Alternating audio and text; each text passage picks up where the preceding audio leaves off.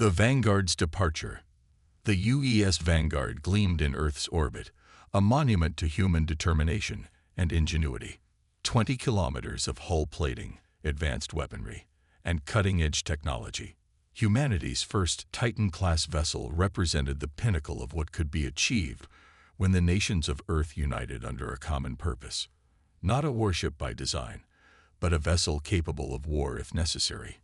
Its primary mission was exploration, diplomacy, and the expansion of human knowledge. Captain Elena Reyes stood at the viewport of her private quarters, gazing at the blue marble of Earth below. Her reflection revealed a face weathered by 2 decades of space service, sharp brown eyes that missed nothing, close-cropped salt and pepper hair, and the faint scar along her jawline from a mining colony rescue gone wrong years ago. "Captain, the crew is assembled in the main hangar for your address," came the voice of Lieutenant Commander Hiroshi Nakamura, her XO, through the comm system. "On my way," Elena replied, adjusting her uniform. The weight of command had never felt heavier than it did today. 10,000 souls aboard the Vanguard. Scientists, engineers, military personnel, and their families. A self-sustaining city in space, ready to venture farther than any human had gone before. The hangar bay was massive, designed to house dozens of smaller craft. Today, it was filled with people, a sea of faces looking to her for leadership.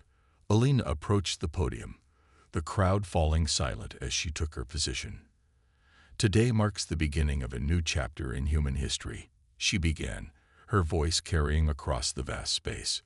The Vanguard was built not just as a testament to human engineering, but as a vessel of hope. 6 months ago, our deep space telescopes detected an unusual signal from the Cygnus arm of our galaxy, a pattern too regular to be natural, too complex to be random noise. She gestured to the holographic display behind her, showing the waveform of the signal that had captivated Earth's scientists. "We don't know what awaits us out there. We might find friends, or we might find nothing at all. But the true frontier has never been space itself. It's the expansion of human knowledge, the pushing of boundaries that seemed impossible to cross." Among those listening was Dr. Samira Karim, head of the Xenobiology Department. At 43, she was the foremost expert in theoretical alien biology, a field that had, until now, remained entirely theoretical. The possibility that she might actually encounter alien life filled her with both excitement and trepidation. Beside her stood Chief Engineer Marcus Chen, already mentally running through the final checks for the quantum fold drive, the experimental propulsion system that would allow the Vanguard to create temporary wormholes, bending space to travel distances that would otherwise take centuries. "Departure is scheduled for 800 hours tomorrow," Elena continued. "By this time next week, we'll be farther from Earth than any human has ever ventured. The journey will be long, the challenges unknown. But look around you. The finest minds of Earth, the most advanced technology ever created, and a shared purpose that transcends any individual ambition." The speech concluded to thunderous applause. As the crew dispersed to their stations, Elena made her way to the bridge, where the command crew was already preparing for tomorrow's departure. "Final system checks are complete, Captain," reported Lieutenant Sofia Alvarez from the navigation console. "QF drive is nominal, all subsystems green." "Thank you, Lieutenant," Elena responded, taking her seat in the command chair. "And our provisions?" "Supply transfer from Lunar Base completed 3 hours ago," answered Commander Nakamura. "We're stocked for a 5-year mission with recycling capabilities extending that to 20 if necessary." The next morning, as Earth rotated beneath them, the Vanguard's engines hummed to life.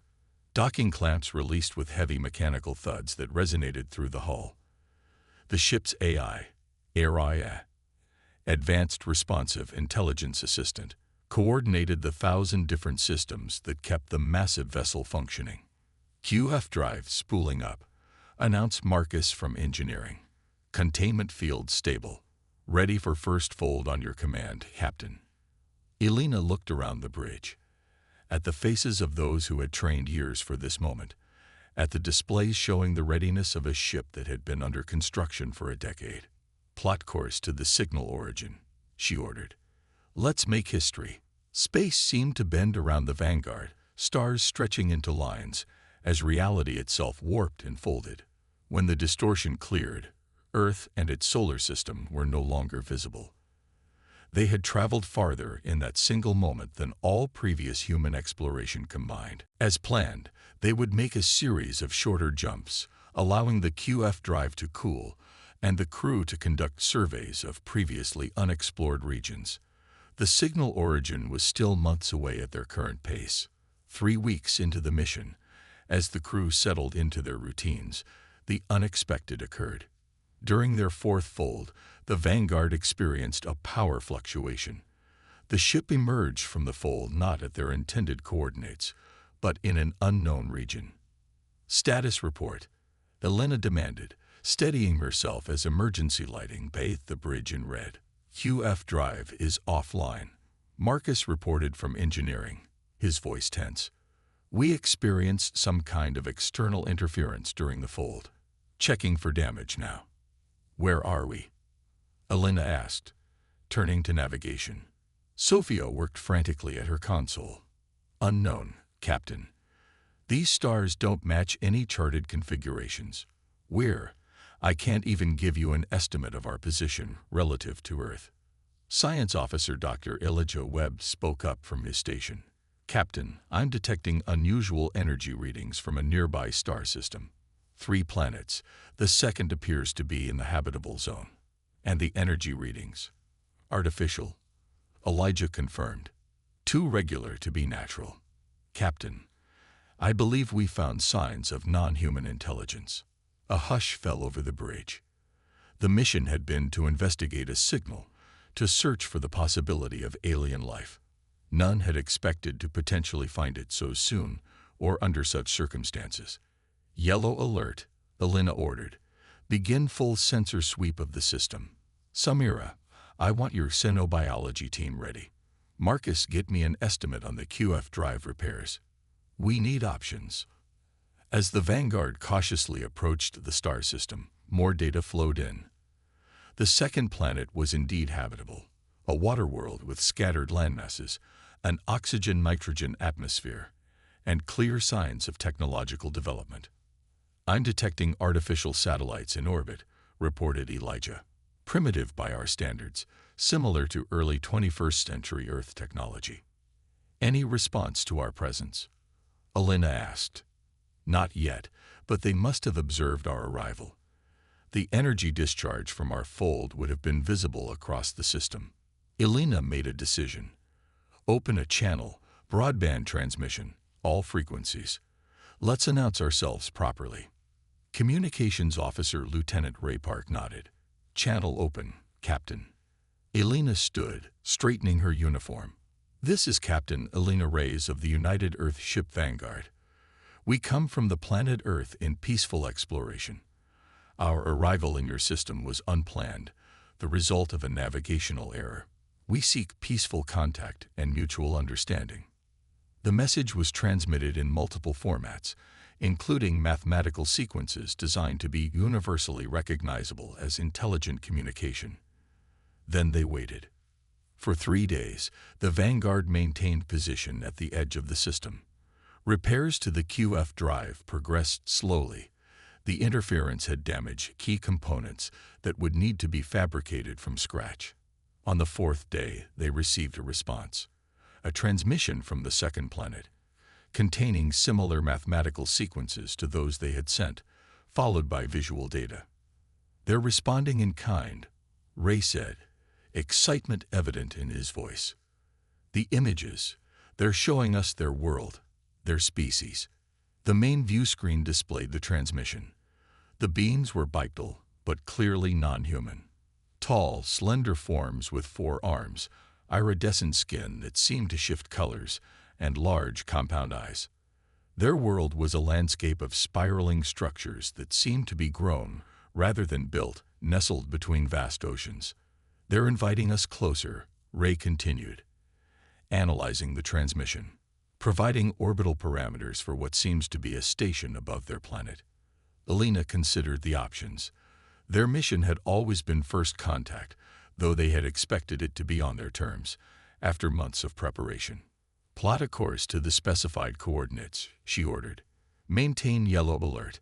Let's show humanity at its best."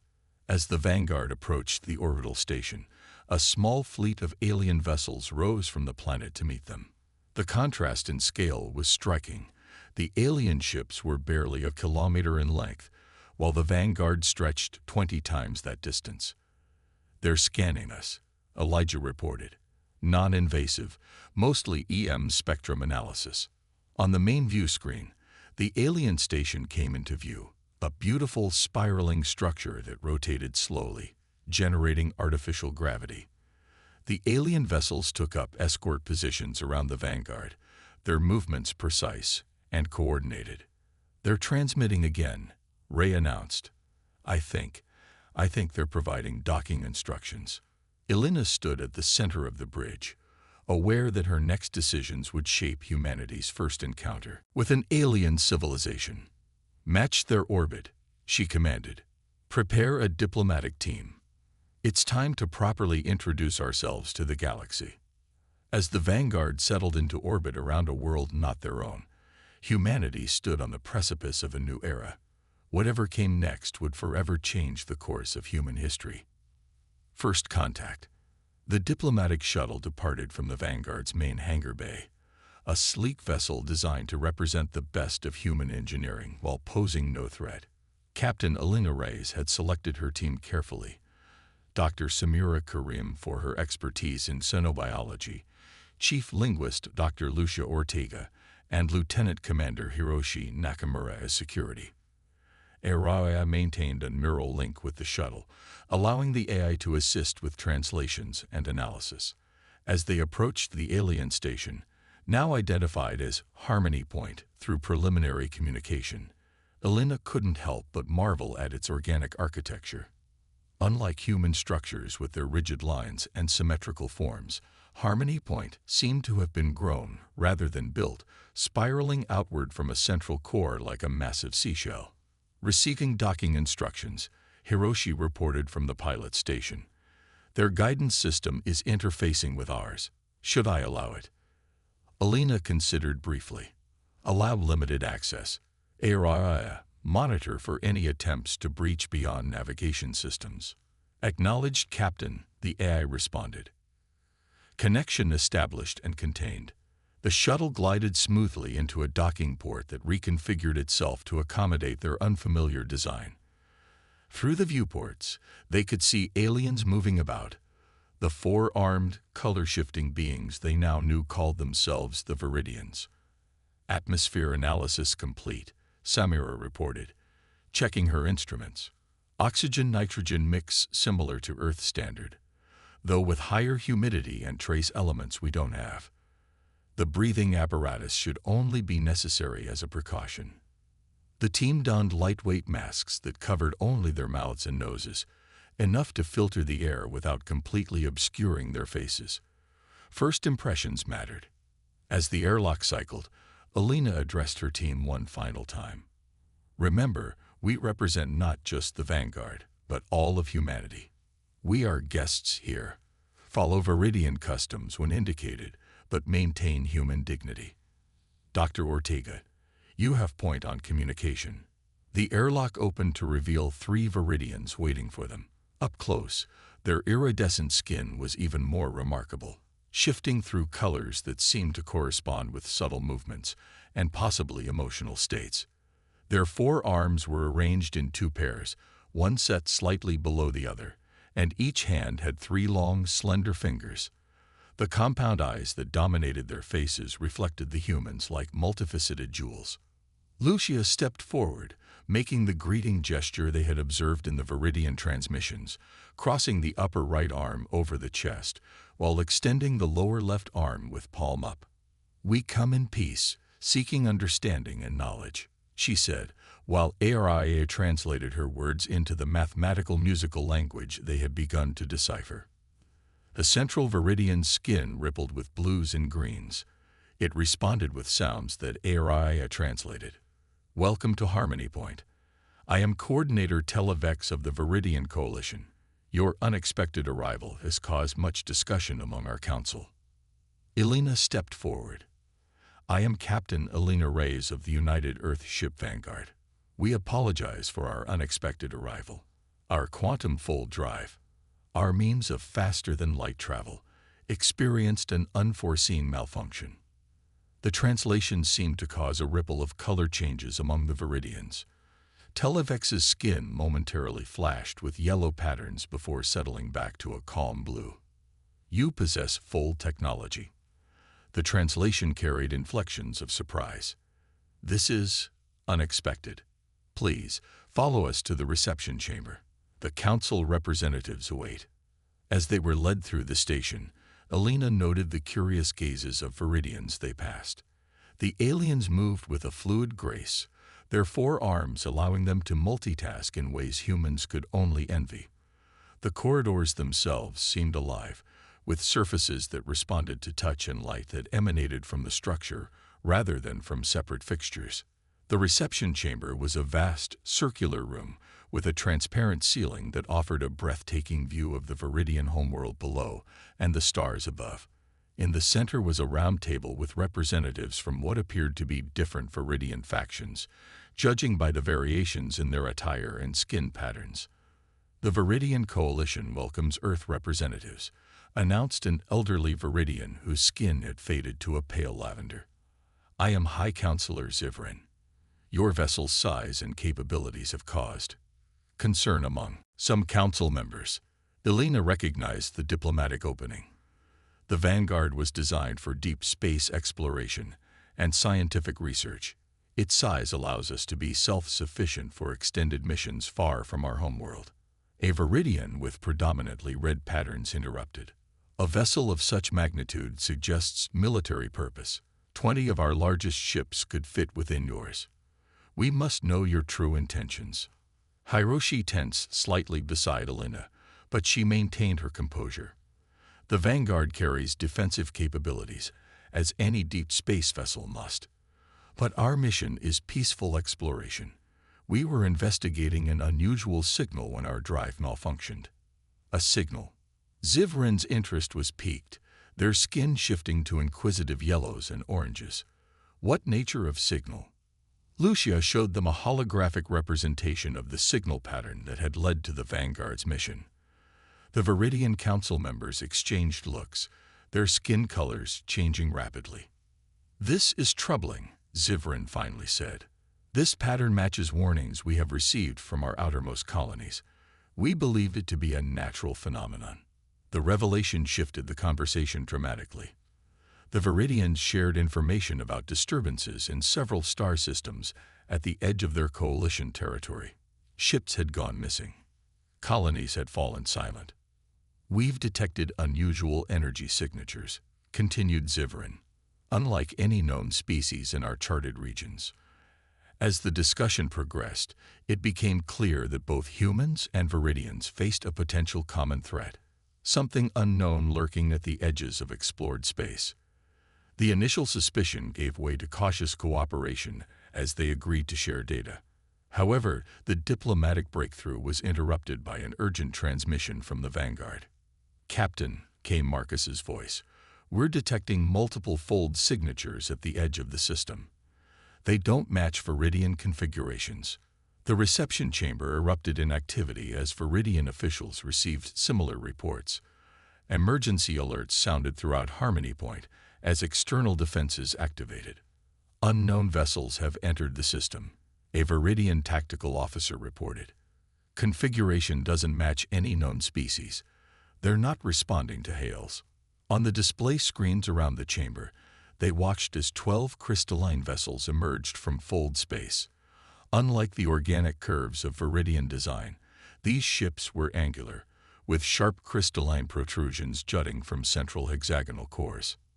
Nexus, whispered Zivrin, their skin paling to almost white. A hive reaches further than we feared. You know these beings? Elena asked urgently. Only from the accounts of refugees who fled their expansion. The Nexus consumes resources, technology, and sentient minds. They do not conquer. They assimilate. The crystalline vessels began advancing toward the Viridian homeworld, ignoring hails from both Viridian forces and the Vanguard. The Viridian defensive fleet moved to intercept, but they were clearly outmatched. Their weapons seemed to have minimal effect against the crystalline hulls. "Captain," Hiroshi said quietly, "the Vanguard's main batteries could engage from here." Elena faced a momentous decision. This was not their fight, not their world. Intervention would irrevocably alter the course of first contact and potentially violate the non-interference directives they operated under. Yet the Nexus vessels were methodically cutting through the Viridian defenses. Harmony Point itself began emergency evacuation procedures as civilian transports streamed toward the planet below. "High Counselor," Elena said firmly, "the Vanguard stands ready to assist if you request our help."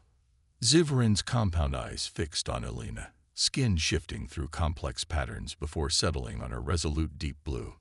"Captain Rice, the Viridian Coalition formally requests your assistance against this aggression." Elena activated her neural link to ARIA. ARIA. Transmit to Vanguard. Battle stations. Engage Nexus vessels with precision fire. Priority on protecting civilian evacuation routes. Maintain position between Nexus fleet and the planet. The response was immediate. The Vanguard's massive form began to move, accelerating with surprising agility for its size. Point defense systems came online as it positioned itself in the path of the Nexus advance. Returning to the Vanguard, Elena informed the Viridian Council. "We'll coordinate defense from there." As their shuttle raced back, they watched the Vanguard engage the enemy. The Titan-class vessel fired its first volley, targeted, surgical strikes rather than broad attacks. 2 Nexus vessels were disabled immediately, their crystalline structures fracturing under concentrated energy fire. The remaining Nexus ships adjusted their approach, focusing their attention on this unexpected threat. They surrounded the Vanguard, their crystalline protrusions glowing with accumulated energy. "Brace for impact," warned ARIA through the shuttle's comm system. The Nexus fired in unison, beams of coruscating energy converging on the Vanguard from multiple vectors. The Titan's shields flared brilliantly as they absorbed the combined assault. "Shield integrity at 78%, reported ARIA, analyzing attack pattern for countermeasures. By the time Elena and her team returned to the bridge, the battle was fully joined. The Vanguard's size, originally a point of concern for the Viridians, now proved to be its greatest asset.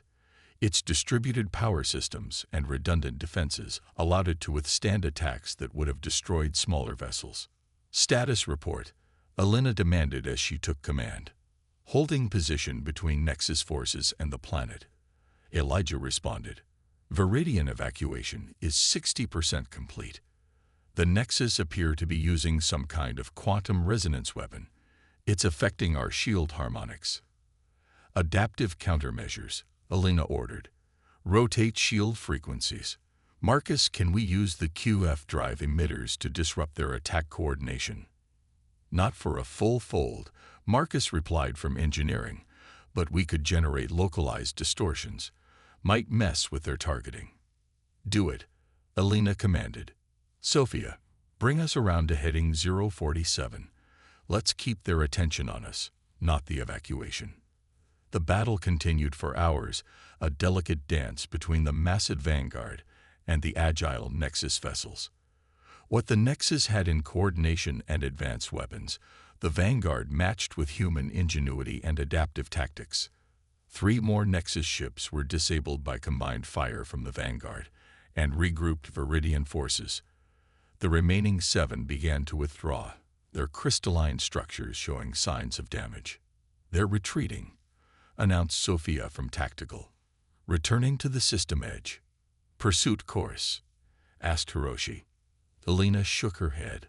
"No, our priority is defense. Let them go for now." As the Nexus vessels disappeared into fold space, the bridge crew allowed themselves a moment of relief. The Vanguard had sustained damage. 2 weapon arrays offline, shield generators operating at reduced capacity, hull breaches in 3 non-critical sections. But it had held. "Open a channel to High Counselor Zivrin," Elena ordered. The main view screen displayed the Viridian leader, their skin now a complex pattern of blues, greens, and gold. Respect, gratitude, and caution intermingled. "Captain Reyes," Zivrin greeted, "the Viridian Coalition owes you and your crew a debt. Your intervention saved countless lives." "We responded as any humanitarian mission would," Elena replied diplomatically. "But this encounter raises serious questions for both our peoples." "Indeed," agreed Zivrin.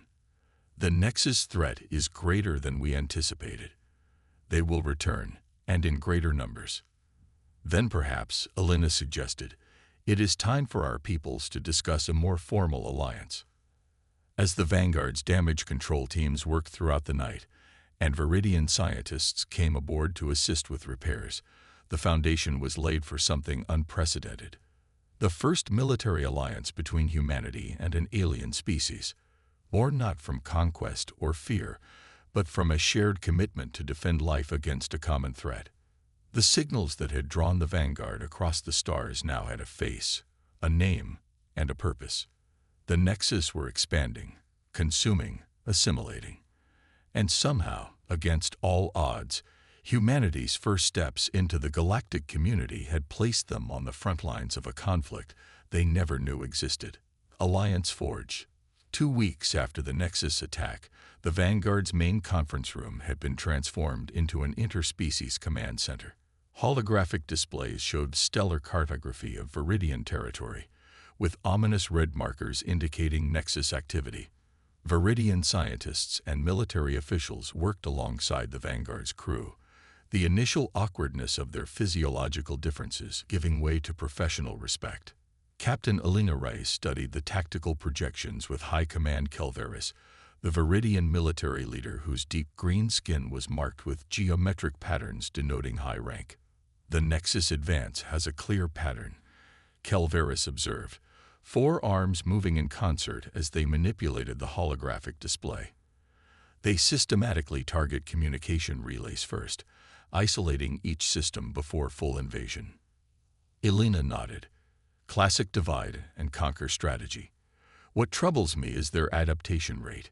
Your reports show they incorporate captured technology into their own systems within days, which is why your Vanguard represents such a valuable asset," interjected High Counselor Zivrin, who had joined them from the Viridian homeworld. "Your technology is completely unknown to the Nexus. They have no counter-adaptations prepared." The unspoken question hung in the air. How long would that advantage last? Dr. Samira Karim had spent the past weeks in continuous work with Viridian xenobiologists, studying the limited Nexus biological samples recovered from damaged vessels. She entered the conference room, her expression grim. "Captain, Counselor, I believe we've made a breakthrough in understanding the Nexus biology." She activated a secondary display showing microscopic imagery. "The Nexus aren't individual beings as we first thought. They're a collective consciousness housed in crystalline structures that act as both technology and biology." "A hive mind?" asked Elena. "More complex," Samira clarified. "Each crystalline node contains thousands of neural patterns, what we believe are absorbed consciousnesses of the simulated species. The Nexus don't just take resources and technology. They absorb entire civilizations into their collective." The revelation sent a chill through the room. This wasn't just war. It was existential annihilation on a scale neither humans nor Viridians had contemplated. "There's more," continued Samira. "We've identified a quantum resonance pattern consistent across all Nexus technology. It appears to be their method of maintaining cohesion across vast distances." Chief Engineer Marcus Chen, who had been collaborating with Viridian engineers to repair the Vanguard systems, immediately grasped the implication. "If we could disrupt that resonance pattern, we could potentially sever their hive-mind connection," Samira confirmed. "Isolated units might become vulnerable." Elena turned to the holographic display. The intelligence we gathered suggests the Nexus are massing for a major offensive. 3 Viridian colony systems are likely targets. Kelveris's skin darkened with concern. We cannot defend all 3 simultaneously. Our fleet is stretched thin after the last encounter. Then we don't fight a conventional battle, Elena decided. Marcus, work with the Viridian engineers. If we can adapt our QF drive to generate a targeted resonance disruption field. It's possible. Marcus nodded thoughtfully. The drive already manipulates quantum fields. Repurposing it would be challenging but feasible. How close would we need to be? Elena asked. Marcus exchanged glances with his Viridian counterpart, Senior Engineer Lursona. Too close, Lursona answered, her skin rippling with calculating blues. The field would have limited range. We would need to deploy it at the center of their fleet formation. A suicide mission, Hiroshi stated bluntly. Not necessarily, countered Elena. The Vanguard's modular design allows for section separation in emergencies. We could reconfigure the drive section as an unmanned delivery system. The conversation shifted to technical details as Marcus and Lursona began calculating power requirements and modifications. Around them, the Joint Human Viridian Task Force continued analyzing intelligence and preparing defensive strategies. 4 days later, long-range sensors detected what they had been anticipating. A massive Nexus fleet had entered fold space on a direct course for Viridian's most populous colony world, New Horizon. Unlike the previous encounter, this force numbered over 50 vessels, including 3 command ships 3 times the size of the others. They're adapting to our alliance, Zivran observed grimly as they reviewed the intelligence. This is not a raid. It's a full invasion force. The modified plan was daring in its simplicity and terrifying in its risks. The Vanguard, accompanied by the remaining Viridian defense fleet, would engage the Nexus forces at New Horizon. While the battle raged, the detached drive section, reconfigured as a massive resonance disruptor, would be remotely piloted into the heart of the Nexus formation. The disruption field will only function for approximately 3 minutes before the drive burns out, Marcus explained during the final briefing. But in that window, the Nexus ships should lose cohesion with their hive mind. And a hive mind suddenly fragmented is vulnerable to confusion and disarray, added Samara. Elena surveyed her crew and their Viridian allies. I won't pretend this plan doesn't involve significant risk. We're sacrificing 1/3 of the Vanguard's mass and our fastest means of returning to Earth. But the alternative is watching world after world fall to the Nexus. The ship-wide announcement that followed was perhaps the most difficult of Elena's career. 10,000 people aboard the Vanguard had embarked on a mission of exploration and discovery. None had expected to find themselves on the front line of an interstellar war. Yet as preparations continued, Elena was struck by the resolve she witnessed, not just among her military personnel, but from the civilians as well. Scientists repurposed their research to analyze Nexus weaknesses. Engineers worked tirelessly on defensive improvements. Even the families aboard organized support systems for the coming conflict. The Viridians, for their part, seemed equally moved by human determination. Their initial wariness of the massive human vessel had transformed into respectful alliance. Cultural exchanges had begun almost immediately after the first battle, with Viridian art and music finding appreciative human audiences, while human literature and history fascinated Viridian scholars. 2 species that had never known of each other's existence a month ago now stood united against extinction. When the Nexus fleet emerged from fold space near New Horizon, the combined human Viridian force was waiting. The Vanguard, now separated from its drive section, had positioned itself as the central point of the defensive formation. Viridian vessels took flanking positions, their tactics coordinated through a joint command structure. Nexus fleet approaching optimal engagement range, reported Sophia from Tactical. 53 vessels confirmed. 3 command ships maintaining central position. Perfect, Elena noted, her expression resolute. All ships maintain formation. Hold fire until they commit to their attack vector. The Nexus advanced in their characteristic geometric pattern, a three-dimensional lattice that allowed for interlocking fields of fire. Their crystalline vessels glittered ominously in the light of New Horizons' sun. "They're scanning us," reported Elijah from the science station, "particularly focused on our structural configuration. They've noticed we're missing a third of our mass," Elena surmised. "Good. Let them wonder why." The first volley came from the Nexus, lances of energy striking out at the defensive formation. The Vanguard's shields flared as they absorbed multiple impacts. "Return fire," Elena ordered calmly. "Concentrate on their forward vessels. Let's draw them in closer." The battle unfolded with calculated precision from both sides. The Nexus pressed their numerical advantage, attempting to surround the defenders. The Human-Viridian Alliance used the Vanguard's massive weapons arrays to create corridors of covering fire that protected the more vulnerable Viridian ships. Casualties mounted on both sides. 3 Viridian vessels were lost in the first hour of engagement. The Vanguard sustained damage to its outer hull sections, with emergency force fields containing breaches in 2 residential quarters. But the plan was working. The Nexus fleet, confident in their superior numbers, had formed exactly the concentrated formation they had anticipated. "Drive section in position," Marcus reported from engineering, where he was coordinating the remote operation.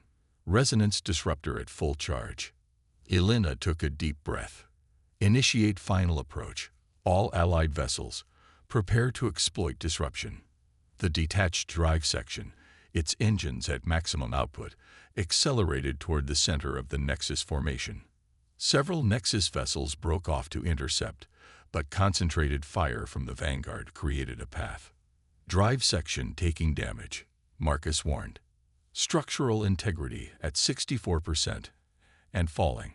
"It just needs to get close enough," Elena said, watching the tactical display with unwavering focus. Time seemed to slow as the drive section penetrated deep into the Nexus formation. The command ships, recognizing the threat too late, attempted to withdraw. "Activating disruptor. Now," Marcus announced. A sphere of shimmering energy erupted from the drive section, expanding outward in pulsing waves. The effect on the Nexus fleet was immediate and dramatic. Ships that had moved with perfect coordination suddenly drifted aimlessly. Energy weapons powered down or fired randomly into space. "It's working," Elijah exclaimed. "I'm detecting massive disruptions in their quantum field coherence. Their hive-mind connection is severed." "All ships, engage targets of opportunity," Elena commanded. "Priority on command vessels." The combined fleet surged forward, exploiting the Nexus confusion. Viridian ships demonstrated remarkable agility, darting between the larger crystalline vessels to deliver precision strikes. The Vanguard's main batteries systematically targeted the command ships, whose defenses had been compromised by the disruption field. The battle that followed was decisive but not without cost. The disruption field lasted exactly as long as predicted, 3 minutes during which the Nexus operated as individuals rather than a coordinated whole. When the field collapsed with the destruction of the drive section, the remaining Nexus vessels attempted to reestablish their hive-mind connection. But by then, 2 command ships had been destroyed, and the third critically damaged. Without central coordination, the standard Nexus vessels began to retreat in disarray. "They're breaking formation," Sophia reported, disbelief and hope mingling in her voice. "Multiple vessels entering fold space." "Pursuit course?" asked Hiroshi. Elena shook her head. "No. We've achieved our objective. Let them carry the message.